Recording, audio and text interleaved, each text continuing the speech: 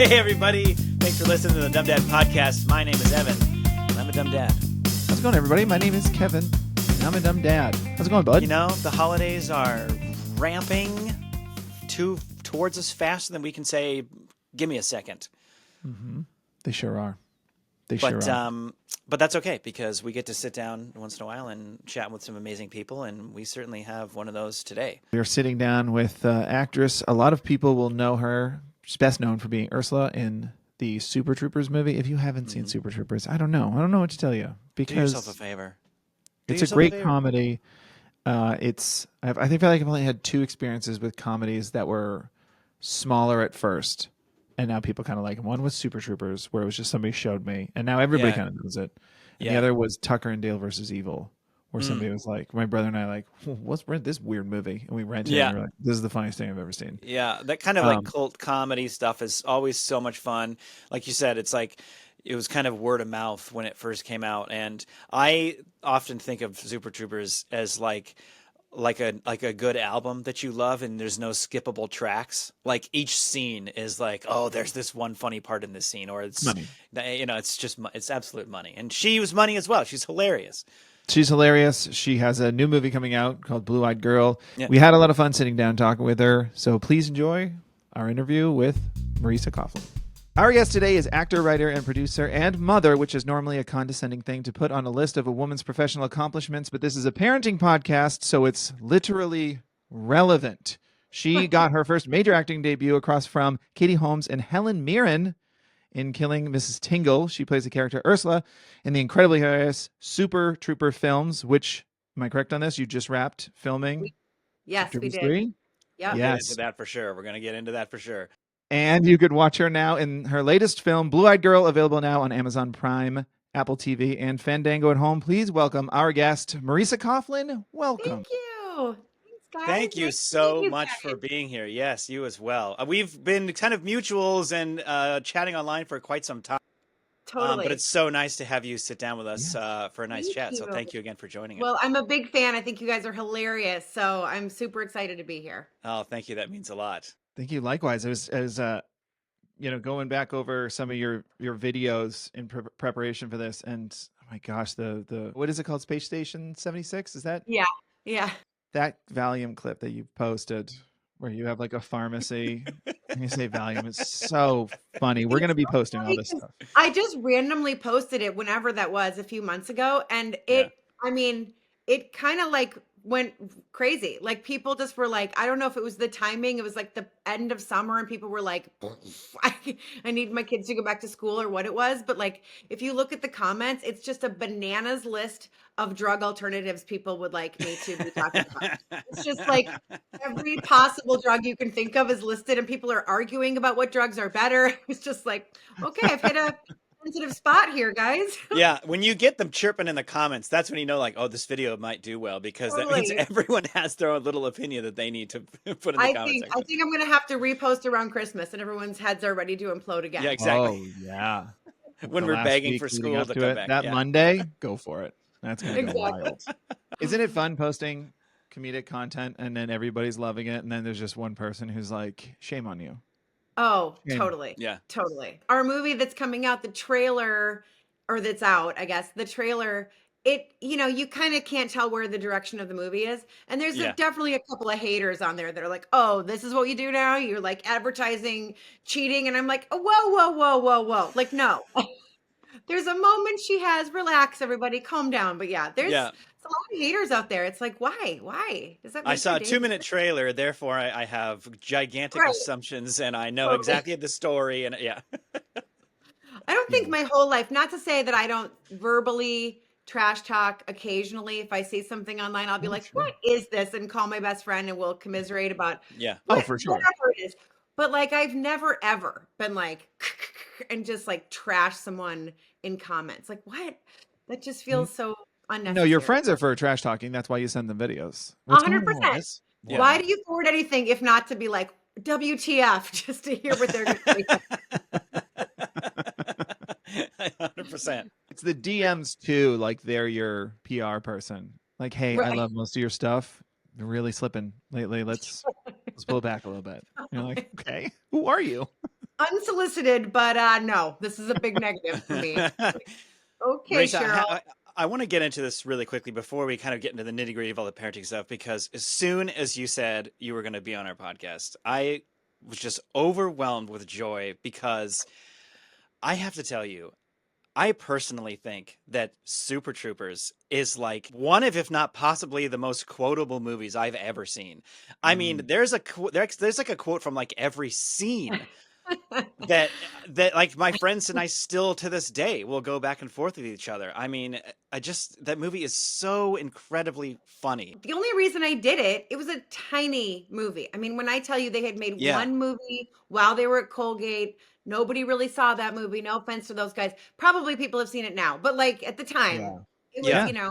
a very under the radar, whatever. And then they were like, you do a lot of indie movies when you're doing what we do. You're just like, I Yeah. mean, I guess I'll make like 35 cents and spend a month in God knows where. And you weigh the options of like, is anyone, will this ever see the light of day? And usually the answer is a resounding no, but the Yeah. script was so laugh out loud funny. Oh my It was gosh. so funny. And I sent it to one of my good actor friends and he read it and called me, was like, you have to, it's so funny.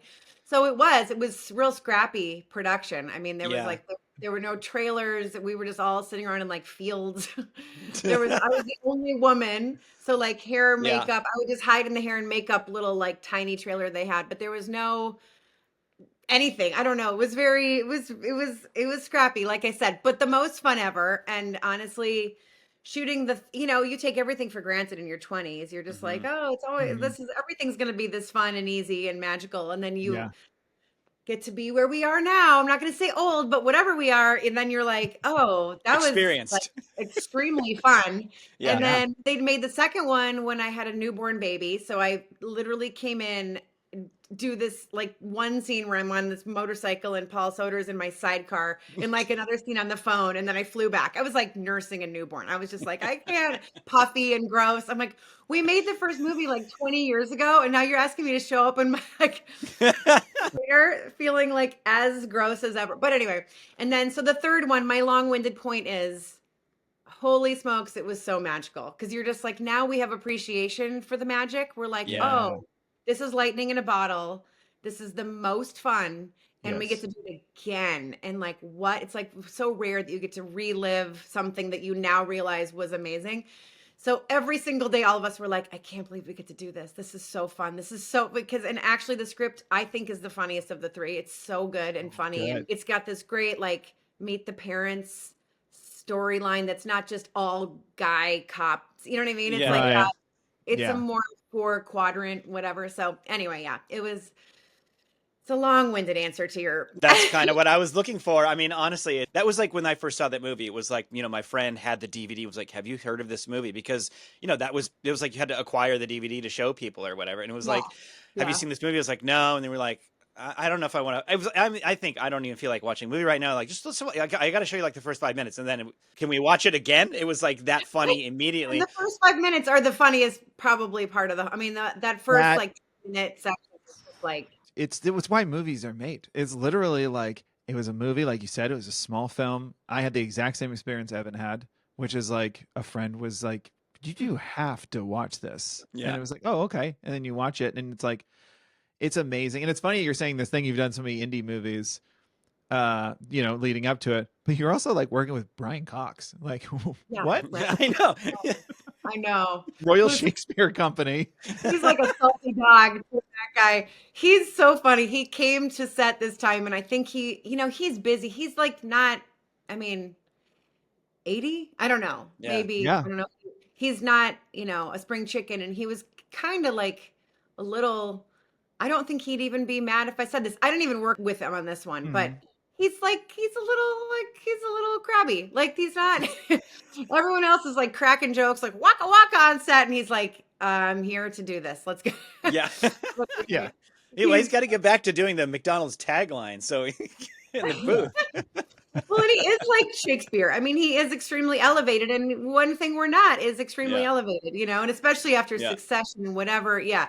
I've rubbed elbows with some fancy between Helen Mirren, as you mentioned, and Helen Mirren. but always in the not their least fancy moments were rubbing elbows with me. That's a special treat. You get to see them, and they're like, I mean, like I said, it was such a fun movie. I was assuming what you were going to say. That was like, I think this is gonna be bigger than anyone thinks it might be. Like you can just feel that sometimes if you're a part of something like that. Like this is something different. It was really fun to be part of, and it was, you guys are very, very used to putting things out into the world through social media, and like you feel an energy, right? Some of it hits, some of it does. Like you feel the feedback on some level, and like everything I posted, there was just this like you could just feel that the fans were like, and maybe it's because the world feels kind of scary right now that people are like, okay, this is a thing I know that I love, and we're gonna get to see a new like I don't know, there was a real good energy about it. That's Both great. Yeah, but and maybe I'm just saying, I don't know, and maybe I'm being biased, but I feel like a lot of times when you hear like, oh, they're making another one of those, it's been a while. For the most part, you're like, I think you missed your window. And I feel like Super Troopers is like, oh no, that's all right. We've been waiting. Let's go. You're so right, though. For like years, I was like, you guys, if the studio's not going to make it, like, you guys just go make it. Like, figure out a way, crowdfund. And then finally, I'm not saying it was like my idea, even though it was totally my idea. No, they did the crowdfunding thing, and it like instantly was like bananas activity. But you're right. I mean, it's been a lot of years, and you're right. Like, you would think on paper, like, dude, no, that should have been like 2005. The Incredibles was like my favorite Pixar movie forever. And when I heard they were doing a second one, I was like, I liked it. I don't know that we should do that. And it was like Super Troopers 2. I was like, finally. And this one's 10 years after that. I mean, it's a full decade between the two. I'm like, you guys, if you're going to do this, like, just do more. Just do a fourth one, like, in 2 years. Like, yeah, if we can play our cards right, Kevin, in 2 years, maybe we can be a little bit parts in the 4. You really, honestly, That's right. Let's get into the parenting side of things. How you said you have 4 children. How old are your kids? And my next question was going to be, have they seen something like that, or the other stuff you've done, and what do they think? Right. Son is actually 16, and Super Troopers he's seen with me when he was like maybe 14. I don't know. He's seen everything too young, but whatever. I haven't made that mistake with everyone else, but with him he saw too much. But he saw that. The rest have not seen it. And so he's 16. The next one down is going to be 15 in like a week. The next one down is 12, and then we have the 2 middles are girls, and then we have a son that's 9. Oh my gosh. Are they all buds? They are, In like moments? I was an only child, so like I'm always like, why are you fighting? And my husband's one of 6. He's like, dude, this is how it is. Like they fight. Yeah. It's just like you need to get over it. It ebbs and flows. How old are your kids? Mine are 9 and 6. Yeah, 10 and 7. Yeah. Okay, so We're still close. in the early parts of it. Yeah. Your kids hang a lot with each other? They did, because when we first started doing this, it was kind of that's how all this started. Is like we were the first 2 in like a big group of our friends that were all kind of, finding their way into this industry and all this kind of stuff. We were the first 2 that started having kids, and pretty much the only 2. And then the whole thing was like an inside joke of like the dads we saw on television forever, and just like, oh man, the guy that can't remember the teacher's name and all that stuff. It just feels like that's kind of old. And what can we, maybe we can talk a little bit about the more modern version of that, but also, I also feel dumb a lot, and here's how and why. So it was like the root system of what we started, and we've just branched into everything that we. Oh, good. It's funny, you said you grew up as a only child. My wife was the same, and when we had our first, it wasn't like we didn't want a second one, or it wasn't like I didn't want a second one. I was always kind of like, I'm not sure. I have a brother and a sister, but I was like, I didn't really have an opinion. I was just like, we have the one, it's a lot. Let's just see where we are. And then after a while, we talked about it more and more. And as time went on, she was more adamant that she really wanted a second. And I was like, great, no problem, let's do it. Mostly because she grew up as an only child, and she was like, I always wanted us, a sibling, to go through stuff with, to talk, all that kind of stuff. Quiet. Like it's just all quiet on the Western Front when you're an only child. And then my parents split up. So I'd be like solo with my mom or solo with my dad and like do like Oh, family sure. trips with just like one parent. You're just like, oh my God. It was, Yeah. I have a few friends who were only children who loved it. That's because I think their parents were together and they were Hmm. just like showered with everything ever and did, Yeah. Yeah. like I don't know. For me, I was like, no, I mean, definitely people think we're crazy. 4 is a lot, no question. Yeah. Literally, my oldest last night was like, was there ever a point at which you felt like maybe 4 was too many? I was like, that's nice. They're all sitting at the table. Like maybe you don't want That's after like a break in the conversation Yeah. too. Like an You're in the awkward break. category of what we call 3+ers, which is hats off to you. Yeah, 2 is a good number. it's intense. We feel What's even overwhelmed a lot. more, honestly, as much as it was intense when they're little, like we basically have 3 teenagers because the Yeah. 12-year-old is a girl and she's pretty tweeny. The Yeah. 3 teenagers thing is like, buckle up. It is a lot. It is a lot. But That's what you we guys hear. will never understand 3 teenagers because you only have 2, but you'll understand the teenage thing, which you're not into yet. And it's like, but you have the older is they're boys. Opposite. My oldest is a boy and his is a girl. So, but Okay, my yeah, son already is like he's 10, but I mean, we're shopping middle schools and and it's like yeah, that preteen mentality is starting to get there a little bit where it's like oh yeah. I didn't necessarily need the attitude. I just asked if you wanted to join us, like No, my 9-year-old is quaffing his hair. I mean, it happens early, but like it gets more moody. That's what I Yeah. was just gonna say, because Evan, you've said that before a couple times. They were like, he's kind of already there, and I'm like, I mean, you can say that now. No, I don't think he's Like, there. but I when mean, you it's get like there, you go, I was wrong. He but wasn't there. no. I'm I there don't think now, he's and it's there. I don't think different. he's there. I know it's like you can kind of start to see like what's happening. Well, it's Yeah. something's going on here.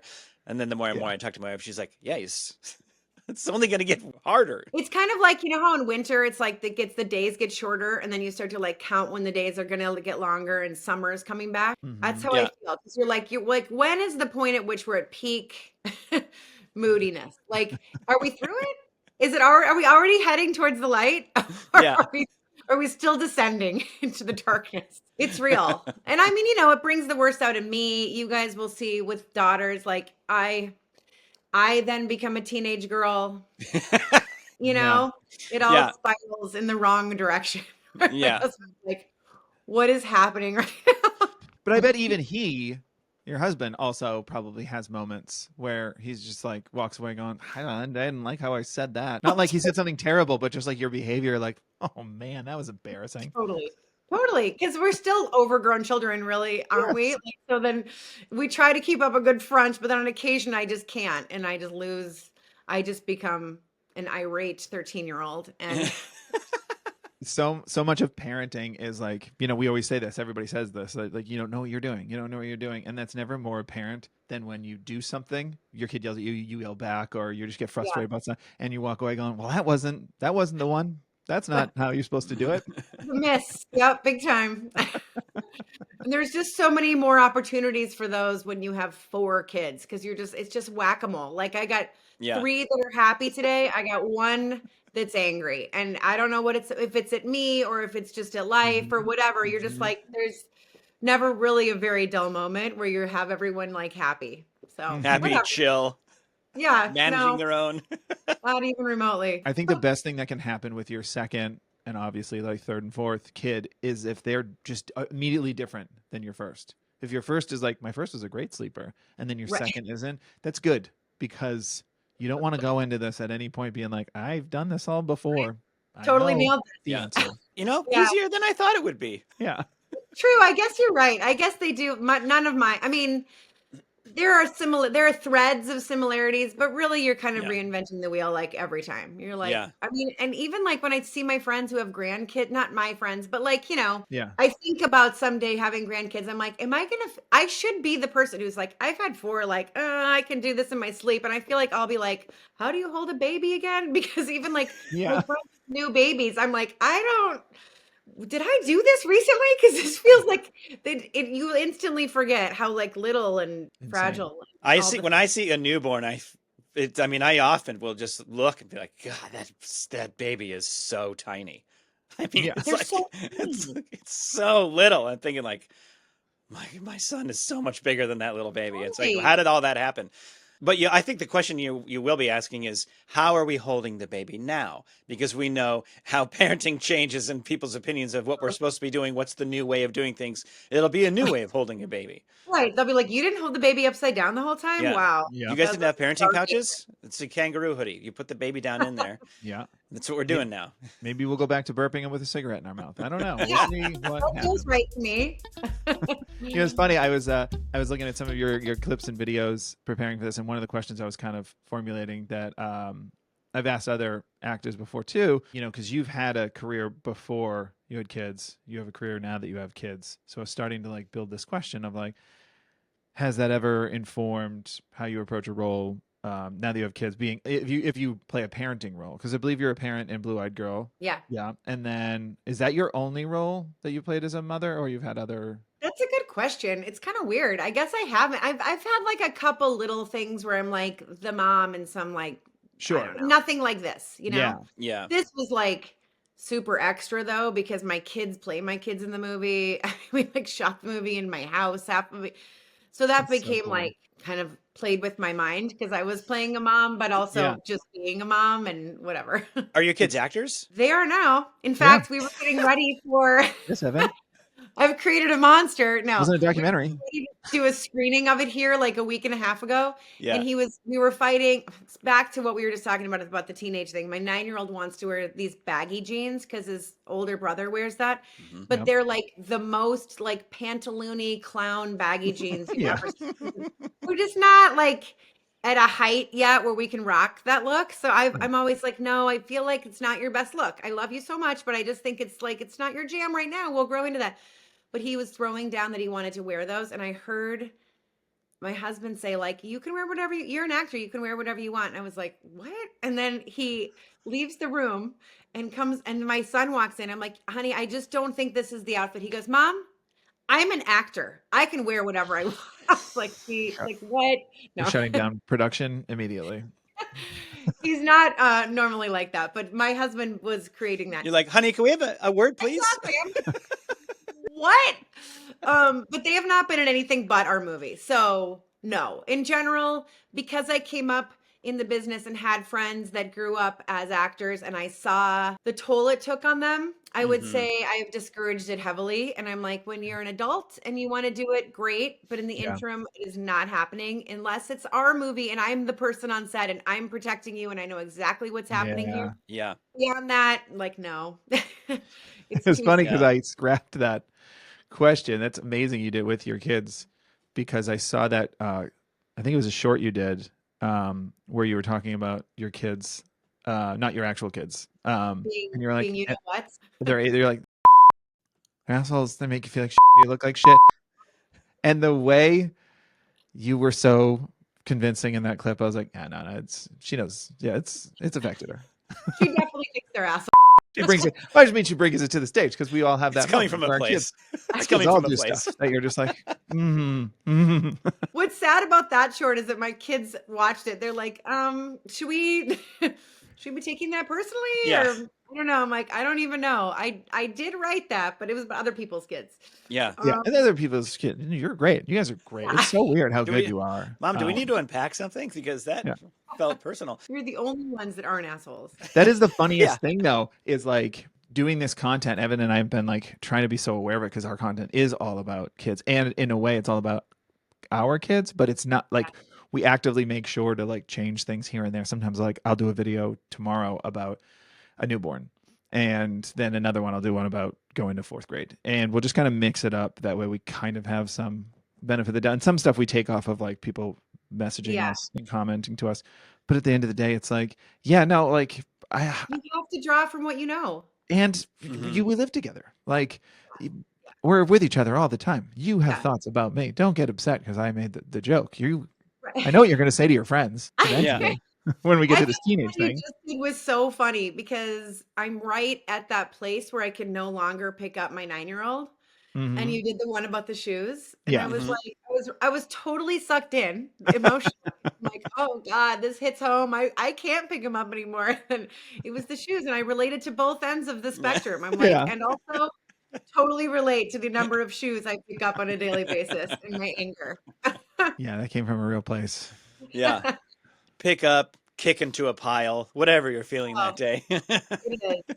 But it's super helpful to see because there are, I mean, you guys and there are a few people I follow that are like really in the throes of raising teenagers and they Hmm. post stuff that I'm like, I literally think I'm doing everything wrong. And then I see them and I'm like, oh, everyone is in the, I mean, it's actually Yeah. shocking how similar their experience is to mine, considering I've never met them and they're posting all this stuff about what their kids say and do. And I'm like, that's crazy. That's like, are you in my house? So it makes me feel Yeah. like we're less broken. The We're amount of doing times we've gotten that comment, "Are you in my house?" or "Do you have cameras in totally. my house?" is like, no, that would put us in a very precarious situation. You're like doing a service for people because you do feel isolated and alone and like I'm Yeah. doing all of this wrong and then you see you guys or who and you're like, "Oh, Yeah. okay. Either we're all doing it wrong or this is just the way it is." We're all Hmm. doing it wrong. Yeah. Yeah. Totally. I That think was my the thing. favorite was a comment somebody wrote, because we've gotten similar ones, like Evan said. But my favorite was just somebody wrote, okay, so I've never had a single unique experience. Got it. And I'm like, oh, okay. That is the flip side, I guess, but let's just celebrate the shared humanity. Yeah, Yeah. exactly. I was like, well, I didn't mean to upset Yeah. you. Talk to us a little bit about like so as Kevin said, you were had a career before you were into your career before being a mother, and then you become a mother, and so like how did you navigate all that? Like you're traveling around, you're potentially filming a movie for 2 months at a time somewhere, and like Yeah. you're not at home potentially very Yeah. much at all, or if at all, but still trying to play the role as the mother or do what you can. Like what's that experience like, and how was it? I'm assuming that was difficult to navigate at times. Well, it was, but what's funny about and it was kind of like the way it just happened. It's not that I was like this creator of this path, but I started writing right when I got pregnant with my oldest kid. Hmm. Mhm. And right after that, that pilot randomly by some freak of nature got made and it really helped me as a writer. Not that that pilot turned out well, but it just to get anything made at Of all, you're course. like, okay, Yeah. okay. So Yeah. that helped me as a writer. So all of a sudden I was pregnant, 4 times in 7 years. But I was really busy as a writer and less Mm. busy as an actress. And so it kind of was good because I just sort of, my kids didn't think I had a job at all. I was sort of a stay-at-home Yeah. mom. They would just, Yeah. Yeah. were napping or I'd hire someone to be a nanny and I'd go write in a coffee shop for 4 hours or whatever. But I did manage to kind of like when they were really little, juggle it without, because honestly, like I'm not wired to be gone from them a lot, like, which Yeah. Hmm. to the point where now they're at an age where I hate to say it, but they're like not all as heartbroken as they might have been when they were 5. You know what I Yeah. mean? Yeah. Yeah. Yeah. Yeah. Yeah. Yeah. Yeah. They're busy. They're not like they love me and I spend time with them, but it's easier now. And so now, like I did Super Troopers in Boston and that was worked out fine. But when they were really little, I was home. I mean, I was like Yeah. Yeah. writing, which is an equal, not equal, but also extremely challenging to try to work from home and be a present mom and also do a good job with whatever you're doing at your dad in your case. And that's hard. Yeah. I mean, when we made the movie, I'm used to getting up and packing my bags and going on location for a month or two, whether it's before kids or whatever, but Yeah. to shoot it in our home, in our hometown, with our friends, with my kids in it, there was no delineation, and that was Yeah. extremely hard because we're like, I don't even Yeah. Yeah. know. Was that like fun at first? It's like, oh man, we don't like, I mean, it's taking over your house, so that's a little intrusive. But I mean, at first you're probably thinking, oh, this is going to be like a little easier. Because like you said, you're not really having to go Yeah, anywhere and not see the yeah. family. I'm sure by the end, as fun as the project might have been, it might have been like, get out of my life. Yeah. I mean, they only shot in our house for like 2 days. So that part, I Okay. don't mean to over exaggerate that. Think that would have been like next level, Yeah. way too much. Yeah. But just like my kids are in school, I'm picking them up early to have them go be in a scene with me and then bringing them back. They got Mm. homework. It's just like you're wearing every hat, and it was Yeah. just Yeah. too many hats. Filming um, in your house, and all of a sudden everything is a continuity error. totally. So you can't Yeah. don't touch anything. Exactly. I mean, it was really like I'm running lines with them. It was just like Yeah. the lines were so blurred, and I'm super happy we did it because it's like a Yeah. weird time capsule of our lives, which Yeah. you guys have to some degree too. But you guys don't put your Mhm. kids in the videos, really, do No, we don't you? put them in No. any of our Yeah. content. That was the thing we decided early on. It was like it was a couple of things when we started to take off. A lot of people were like, "What do your kids look like? Let's do a family reveal." And we were like, "Why Yeah. do you need to see that? That's a weird thing to say." So we Yeah. immediately were like, "Okay, we should definitely reconsider like any of them." And we hadn't been putting them in our videos, but it was like wasn't really that we had talked about that too much until it was like, "Oh yeah, we should definitely just be the only two." And it always felt more along the lines of maybe what our intentions were to not, when we first started the podcast, it was like, no one's going to want to sit around and listen to two dads be frustrated and dunk on how annoying their kids are. Like, that's not going to last very long. Or it turns out they do. Well, but I mean, so it was more like, let's keep it through the filter of like how we feel about what we're doing, what our experience is, or like we feel dumb because I made this mistake again. I did it Yeah. again, like that kind of thing. So pretty early on, we decided that and then have, been very happy with that. But as you say, that's got to be pretty amazing. Like, even if your kids don't become actors, right? There was this one time where they got to like shoot a film with their mother, and like that's pretty amazing. Yeah. I mean, Yeah. and because we shot it, we live near like two little small towns, kind of like equally about 7 minutes from our house. Mhm. And we shot in both of them. We shot in the bar where we like to go for like, Yeah. it's an Irish pub, and my birthday's St. Patrick's Day. It's like Yeah. literally our real lives are just integrated into this movie. And so it's it's cool, it'll be Yeah, that's fun. amazing. My husband, what we just last night we were talking, and I'm like, how did I not make you dress up and be in the background of a scene? Because he was producing it, but he also runs like another two companies and whatever. So he wasn't on set as much. My kids are all in it, even though my oldest was just like kind of walked through. He's like, didn't want lines or anything. I'm like, everyone's in it except Steven, which is a bummer. But You should have That's had your hilarious. husband just like at a bar scene, just like walk up to you and you just go, no, no, no. Yeah. And he's like, No. oh, okay. And just like, How many and times I got to walk tell you no? Yeah. Oh my God, it's every week with you. I should have made him do something because he needs to be in it. But oh well. He has the same lines as the lead. He's like, what happened to us? And she's like, we were never in us. Go away. Yeah. Who even are you? Who Yeah. are you? Kevin, I think it's time. We feel nice and comfortable here. I'm comfortable to share something stupid I've done. But I'll go first. Mine was very recent, and it's about My Dumb Dad Mummin is brought to you by reading directions. Which is the most painful thing to say. Thanksgiving, we Like reading because of the reading part? yeah, because of Reading. because choosing not to read. So my parents were in town. My kids were in a school play. They were in town. So we were actually, we just like, you know what? I don't know. We ordered like a big, like Thanksgiving meal from Costco. It was like the easiest thing to do. They were in an Airbnb. They came down to see like my kids in their school play. And it was like, we were going to do this like, my brother, and it was like 11 of us. Right. So it was like, okay, the easiest thing to do is just order this like prepped box from Costco, and it had a big turkey breast in it. And my wife and I are like, it's all frozen. It's supposed to be the easiest thing in the world. You just like shove all the trays in, and it was like, we'll just take it as it is. No pressure, but like, we'll just do Thanksgiving a few days early, essentially. So you get all this stuff out like the day before, we're looking at it, and it's like this gigantic turkey breast. And I was like, why don't we just, the morning of, it was like, let's check to see like what's the best way to do this? I mean, it said oven, but I was like, why don't we sous vide it? Why don't we put it in a vacuum sealed bag and put it in the water? What's the best way? It says, but no. There you go. You can see, yeah, I'm already starting to wiggle the red flag into the ground. So it was like, okay, this is great. I'll put it in there. It says doing a turkey breast could take from frozen up to like 8 hours. And it was like, we're having dinner in 10 hours. So like this can happen. This will be going all day. It'll be nice and moist and everything. So like they all start to come over and everything, we're 3 hours away, but I'm still like checking on stuff, making sure. Mhm.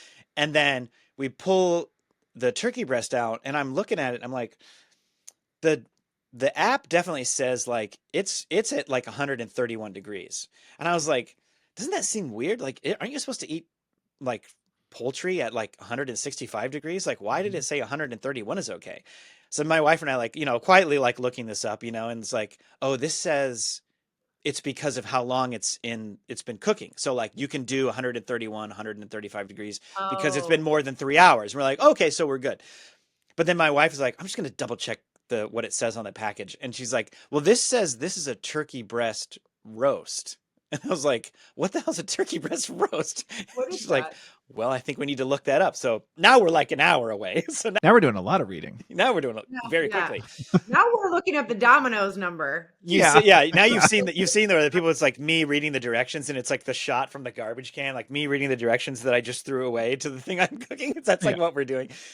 And a turkey breast roast is like it's potentially like a bunch of like multiple turkey breasts kind of rolled into one to make it like a big turkey breast, which apparently is definitely a thing. But Okay. we're thinking like, okay, so 131 degrees is probably okay if it's a singular piece of meat. This might be multiple pieces of meat. I don't know how to determine that. So now I think we got to get this thing to 165 so we don't like poison our whole family. And so then we're scrambling, God. like turning on the oven. It's like, that's not going to help. We're just like shove this thing in the microwave for like 10 minutes. No, you didn't. Yeah. Microwave Thanksgiving. Yeah.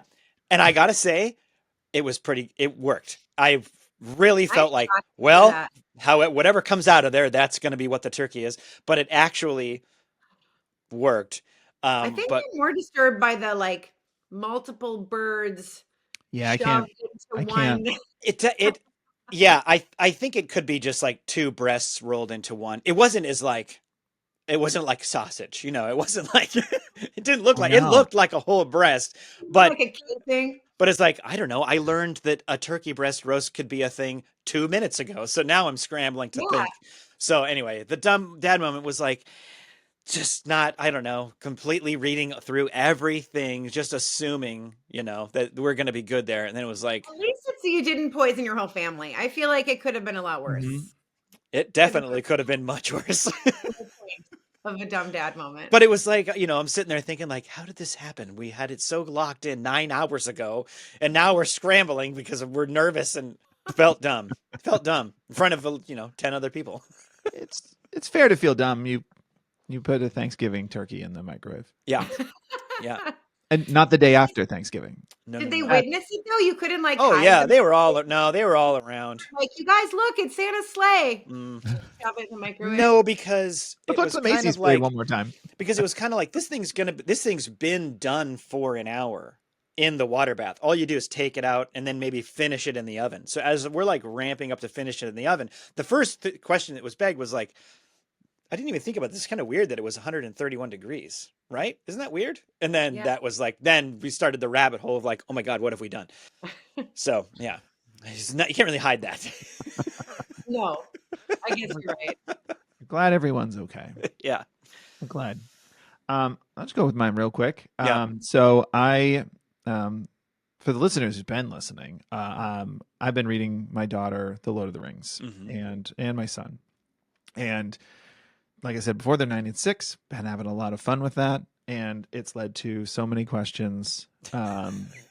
So many questions. Basically with the names, just who is that again? Who again? Who's that guy again? Well, it's funny because we read The Hobbit first, and this trick that I was doing that was working was every time we sat down, I'd go, okay, so where did we leave off? What's happened so far? Yeah. Mhm. And it was great because the kids would kind of one after the other, just kind of, well, this happened. Oh, but also this happened. Oh, right, because then this happened. And I was like, all right, great. Now you guys are caught up, and now we're reading. And because The Hobbit is way less dense than Lord of the Rings, The Lord of the Rings, every time we're like, well, we left off. And they were just like, well, Gandalf took Saruman's staff. And I was like, right. And they were like, why did he do that? And I was like, well, because of this. And they're like, how old are wizards? And I was like, well, we don't have to. And like, we'll go for like 20 minutes before we start reading the book. And I was like, we could just start. I mean, How old can we are just- wizards? and they just like keep going. And they're like, you said there's only 5 of them. Yeah, we've been over this. There's only 5 wizards. And the 2 blue ones. And I was like, they're not around. Why aren't the 2 blue ones around? Don't really remember. This would be me 100%, and we would never read a word. I'd be like, that's enough reading time. Good night. I'm out. I've had to resist so many times. I've just gone, maybe not tonight. Maybe not. And it's Maybe not like, today. so the reason I say that is because one night we read and then finished reading, laid down with my son for a minute. They share a room. And I went up to the top bunk, laid down with my daughter for a minute, and we were just talking. Then she starts asking more questions. Now that we're not reading, I'm fine. Like, I'll answer a bunch of questions. And because this is not the first time this happened, she's asking me questions about characters that are not in The Lord of the Rings. And there's one character called Ungoliant. In the last Lord of the Rings movie, there's a big spider. I don't know if you've seen them. The last one, huge spider. Well, it's like that person's mother. So my daughter's asking me about it. Well, I had just gotten these books for Christmas from my sister-in-law, and it's this author David Day, and he like wrote this series of books about Tolkien and his world and all this stuff. I haven't gotten around to reading them yet. I'm reading to the kids, and I'm reading some other books. And it was just like, I can't wait to open these. But my daughter's asking me these questions. I was like, well, I have these books from this guy. I'll take one out. We'll read some right now. And she's like, oh, okay. Because I'm way too excited about reading Lord of the Rings with him. So I'm reading it. What I don't know is this guy's not just like simplifying it. He's writing the history because Tolkien was like an Oxford professor, and he like based a lot of stuff, like inspired a lot of stuff from certain things. I didn't proofread any of this. And I'll just read a quick excerpt of what I read to my 9-year-old daughter. You'll be able to figure out where I realized I should stop. Yeah. And so Tolkien tells us that Ungoliant's origin is unknown even to the Valar. We may surmise that she may have been a corrupted spirit or an entity that escaped the darkness when Melkor first came upon Earth. And then he goes on to say, only on the Indian subcontinent is there a mythological creation that comes close to Ungoliant. This is the 8-limbed being known as Kali, the Black One. Kali is the Hindu goddess of destruction who has other names and forms, but who in her 8-limbed form is shown as dancing on the slaughtered bodies of her lovers. By comparison, Kali, as the destroyer of the world, demands blood sacrifices, intoxicating drink, and ritual suicides. No point at which you just stopped reading. You were like slaughtered bodies of her favorite dolls. It was like intoxicating drink and ritual suicide. You know what? We can stop here. We'll stop here. We'll stop. She's a big spider. Because the She's next a big one's spider. a picture, no picture. She's a big spider. I don't know why we need to know more than that. Spiders are gross. But good night. Sweet dreams. Good night. You can sleep in our room if you want. I have a feeling you're going to wake up. That was a bit of a horrifying. It reminds me of a praying mantis that will bite the head off of her lover once she's done. Would you want a glass of milk? But it was just funny because at first I got a little bit like, it's about the history of where he got it from. I didn't know that. I thought it was just like simplified. And I was like, oh, cool, Hindu goddess, and we can kind of maybe talk about that. Oh, no, never mind. I should have read this ahead of time. This veered right off. Oh wow. Oh wow. And I think it was one of those moments too where she could tell it was bad because I was like, we'll read another time. She's a big spider. It's not. And she was like, okay, good night. I was like, yeah, this isn't going well. She knows, yeah.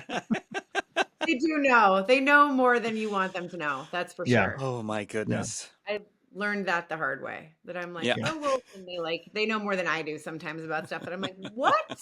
Yeah, I just didn't want our fun little conversation about a fantasy spider to turn into. So what are ritual suicides? Can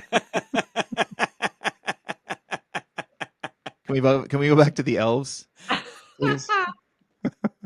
All right, Marisa, it's your turn. I do have one for us. Would love to hear. And you got an all-timer for us. I have two. Okay, good. That's cool. Yeah, of course. Do it. So one is just it's throwing my husband under the bus, which I feel is right for this show. I love that. I feel tonally it's on brand to throw the dad under the bus.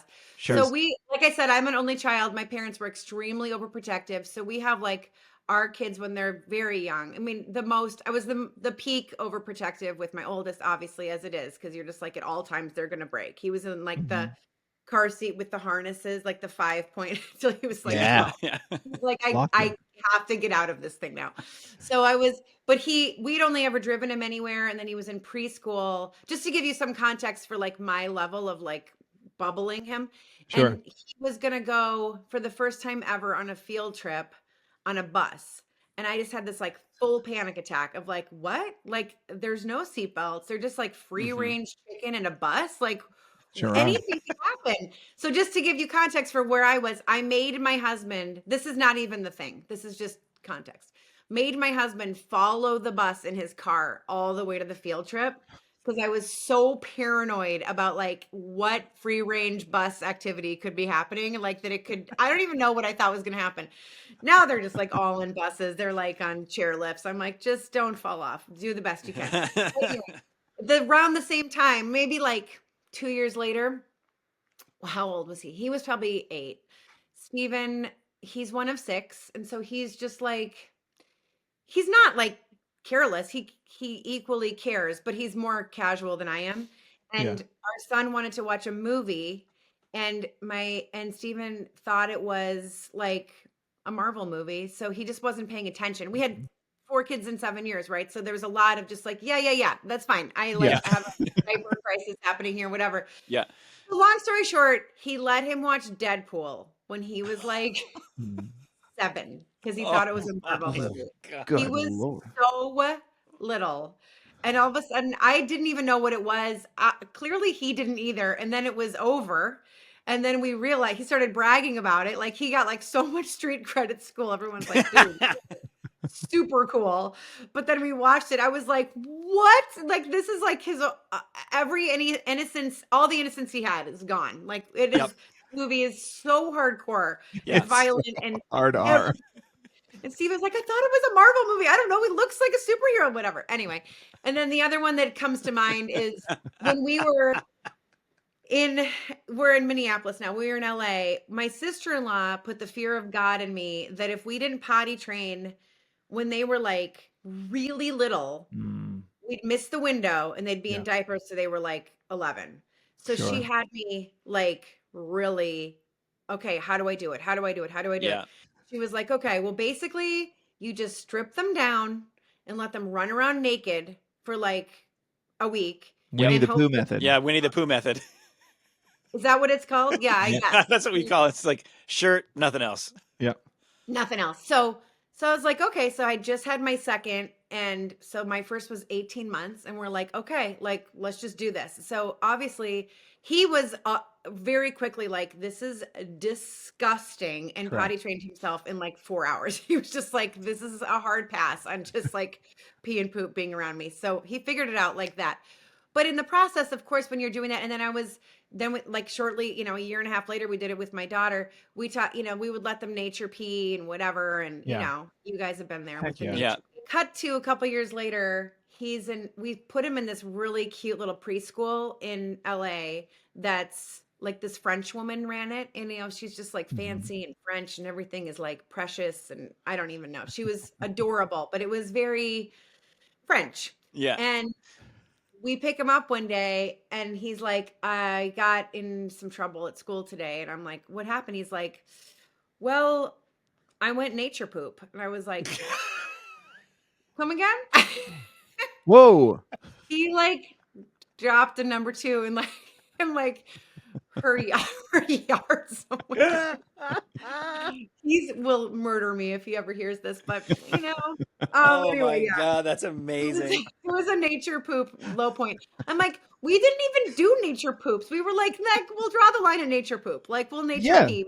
Like, go by that tree. But apparently there was, like, the line was not drawn firmly enough in the sand. So there was a nature poop episode, and then the French teacher is like, mon Dieu, just like beside finding, I don't even know where it was exactly, but it was not well received. I can tell you that much. I mean, there's a good chance it was one of those started out as a nature pee and then turned into a nature poop. You don't ever know. It could have been a surprise. He could have been like, oh, okay, that is we're incredible. into the nature poop now. We got that happened to us one time as well. We did the same thing. It was like my son. It's an easy way to teach him how to go pee. Is like just go pee in the bush in the yard or whatever. Cut to like 3 years later, we're at a wedding, and there's my son just over there at the bush with his pants down. Yeah. It's like, oh my God, no. I mean, the thing is, I probably have like so many low points that I'm just repressing. I feel like I have an endless number with 4 kids, there's a lot of them. Dude, there's a lot of them. But it's fun to talk about the ones you're just like, wow, did that, because those kinds of things happen. Like I got in trouble. Why? This happened. what? Like that goes from 0 to how did that happen? There's so many things like that that I feel like are dumb dad moments. And it was like, how did I get here? 10 minutes ago, none of this was happening. It's all a good idea Yeah. until the microwave and the Yeah. Yeah, exactly. Yeah, we have a lot of moments where we, look back and we're like, oh, that's, I don't really remember. And then the problem is Evan and I have a podcast, so somebody might Yeah, write we've in, said them out like, loud a bunch. I loved when recorded them. Kevin did this, and it was like, okay. I didn't know you guys were remembering these. Maybe putting this on the It's internet good forever. though. Like I have. You have a time capsule forever of your True. parenting high points and low points. Yeah. I don't know if you And- have Yeah. as many high points as low points, but definitely your low points. Once in a while, we give each other some, we get some flowers, but that's not really what this is. What we consider ourselves a cautionary tale. Yeah. Yeah. That feels right. Yeah. But- Nobody brags about being parent. Nobody brags about being a good parent, and then people write, I feel seen. Tell you that. Yeah. No. No. Exactly. Nobody feels seen in the good Yeah, me department. too. Number one dad? Oh my God, same. How'd you know? Yeah. My favorite thing is in June you go and you see all the mugs. There's like 30 number one dad mugs. Like, all right. Maybe we should start a line of like number 6 dad. Yeah. Yeah. Runner I up. always thought 90. like it'd be a good merch, like it'd be like world's greatest dad, and just like, there's a strike through everything except for dad. Totally. World's Dad, that's- number one dad, 18 runner up. Yeah. Yeah, finalist. You guys, this is like we got a whole line for your merch department now. I know. Yeah, Let's we'll do get it. busy. We'll get busy right after this. We're really spitballing here. These are some good ideas. All right, so we're gonna finish out with just some of the outro questions that we like to ask our guests. Mhm. Just could be simple things, or you can talk about them expand on them as much as you'd like. Okay. So we have, what is something from your childhood, like a tradition, that you were excited to incorporate into your family when you became a parent yourself? So my family has I think it comes way back from my grandma, and my dad and his siblings went to like a convent for Catholic school when they were little. And Mhm. they have a birthday song that's like become now the Coughlin birthday song. And now Love we it. sing it to our kids, and now it's spread like wildfire to like my husband's entire extended family, which is gigantic. And now it's our friends, and our friends' parents have taken so Aw. everyone sings it. But then my grandma, when I was little, because like I said, they were very Catholic. It's a really cute birthday song, and it's like more festive than the regular birthday song. The regular Yeah. birthday song is like weirdly kind of hard to sing on. People are all like, whatever. And it's like a more like happy, fun birthday song. But so when I was a kid, my grandma would make on Christmas Day a birthday cake for Jesus. Mhm. And we would sing the birthday song to Jesus. So it's like a tradition that goes way back. That's fun. I love that. I love it. Yeah. It was it's a very festive song. Okay, so as we said, opposite of the dumb dad moments, do you have a moment that where you were like maybe in the thick of it and you thought like, man, nailed that moment, or where you really felt maybe the most proud as a mother or a parent that you thought you maybe got through something difficult or handled something better than you even thought you could? Well, it's funny. There's related to the movie, there's Mhm. my daughter had been a little bit interested in acting along the way. And then she was maybe 11 or 12 when we were shooting the movie. And like I said, the younger two were in it playing my kids. And then the older of the two daughters hadn't done anything in it yet. Yeah. And my husband was like, you got to find a cool way to put her in it. Like, let's just find, like, write something in, blah, blah, blah. I'm like, okay. And then it was like the last day of shooting. And he's like, did you shoot something yet with her? I'm like, no. And just because I don't know. So anyway, I came up with this idea, and I wrote in this little scene, and she came and she did it. And in the end, it's like one of my favorite moments in the whole movie. But the funny part about it, which is just 100% just parenting, just when you think you've nailed it, is that she was excited to do it. We did it. It's like really, it feels to me like when you watch it, like it's me at this age talking to like a younger version of me, right? Like we have this, it's a very short little moment, but to me, it like, I really like it. Anyway, she sees the movie and she's like, you're going to have to cut me out of the movie. Oh. What? It is imperative that you get me out of that movie. And I'm like, what? But I wrote you into the movie because you no, I hate it. Like, cause they're teenagers and they're self-conscious. Yeah. Makes sense. Yeah. I don't like how I look. I don't like how I don't like, she feel, whatever. Everyone For feels sure. that way, by the way, when you see Yeah. yourself Yes. and on anything. So I'm like, I can't. So I refuse to cut her out of the movie because she's going to someday be happy she's in it. But it was like one of those Great. moments where you're like, I did it. Like I crushed it. I wrote this little thing and I actually really love this moment in the movie. And I think it's like if people would watch the movie and be like, you know what moment I really love? And they'd bring it up to me unsolicited. So I was like, this is like a win. And then of course she's like, Of course, get she's me like, out of no. the I'm glad you held your ground though, because I agree with you on that. I think that is going to be a great moment that she's going to look back. I Yes. think. I mean, in the long run, And I if may not, she'll feel never let you live it down. So, either. Yep. yeah. I mean, she may hate me forever, but I'll be like, it's so cute. Yeah. So So we'll end with this last question. Well, we'll end this segment with this last question. We know it's all worth it. We all love our kids, and they are our world. So don't feel like you need to qualify it. But if there's one thing from parenthood that you can go away forever, what is it? Anything that well, I really wish they wouldn't do, honestly, this is weird. Well, first of all, two things. One is birthday gifts for birthday parties. I'm just like, it's so dumb. Like we have birthday parties and people bring all this crap.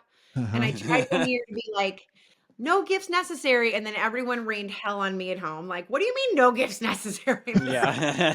Like it's supposed to be fun. I'm like such a total Scrooge McDuck about things. I'm like, but it's like it's more about the celebration. They're like, no, it's about the present. But you just get all this Yeah. cardboard, and then similarly, when you have to bring it to someone else's house, you're like, I know this Nerf gun is going to be like in the trash. And it just seems like gross, kind of overdone and gross. I And then the agree other, with that.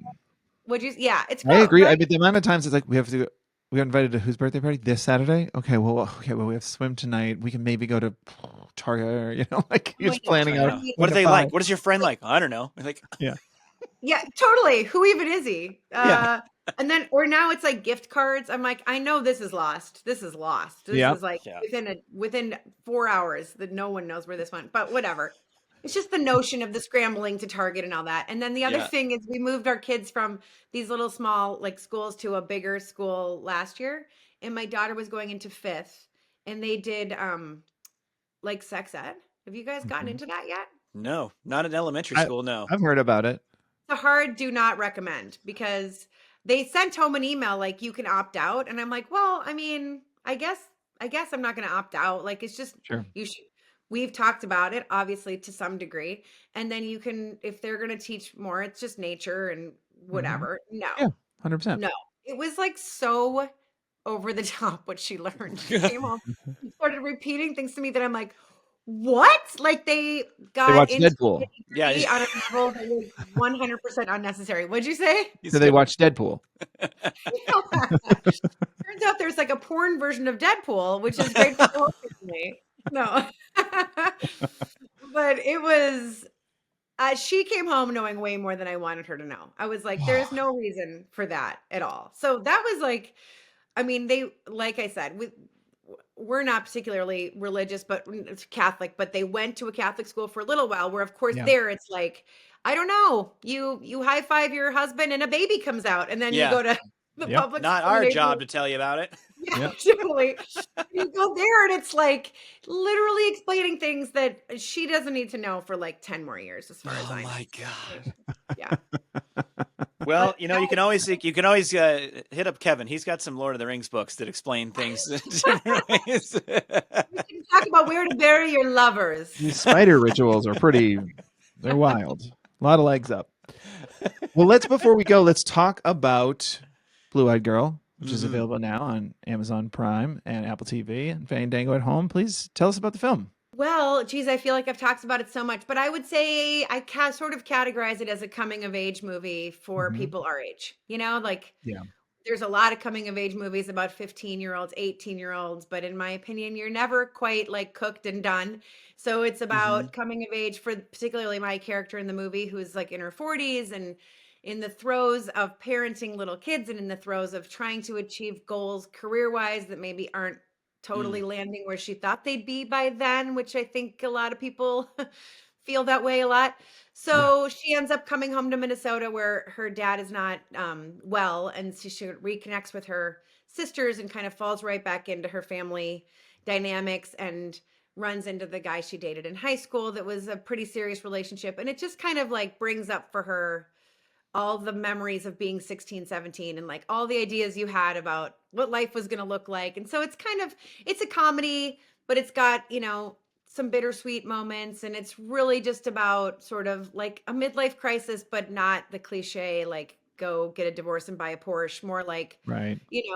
whatever my version is, it's a midlife crisis for the lady Yeah. midlife crisis. So, but it's funny, it's romantic, it's family oriented, and hopefully a lot of people who've seen it have laughed a little, cried a little. So that was the idea. That's great. Love it. Thank you. Yeah, Blue-Eyed Girl. Everybody check it out if you can. Is there anything else? I know you have some projects in the works, but maybe nothing to speak No, about yet. well, should add Bo Bridges plays my dad in the movie Yes. too. Yes. I was going to say that. Bo Bridges. Yes. Super extra because he's so endearing that you're just like, he's so wonderful. You guys know I'm coming in this week to do a little press with him for it. I'm super excited to see him. He's just a lovely person and was the perfect person to play the character. But no, Super Troopers 3 will come out in probably June. Like they're gonna turn it around pretty quickly, especially Nice. since we gotta get 4, 5, and 6 in the works. So Let's go. Yes. we have a lot to do. Yep. Yeah, second trilogy. And then I'm busy writing some stuff. So yeah, that's Wonderful. about it. Amazing. Yeah. Well, you're crushing it. Marisa Coughlin, thanks for being on the Dumb Dad Guys, podcast. so much. Yeah. It was super fun to chat with you guys. So Yes, fun. you as well. I can't believe you guys get to do this all the time. This is a fun gig. This is great. It is. It's awesome. So that'll do it for this week's podcast. Thanks again to Marisa Coughlin for being on it, and check out her new movie, Blue-Eyed Girl. Available again on Amazon Prime, Apple TV, and Fandango at Home. Thanks to Verdú on SoundCloud for the music of this podcast, and as always to my lovely wife, Annie, who edits this podcast. And please rate and review the podcast. You can find us across all social media as at The Dumb Dads. And thanks for joining us. We'll see you next time. See you next time. Okay, bye.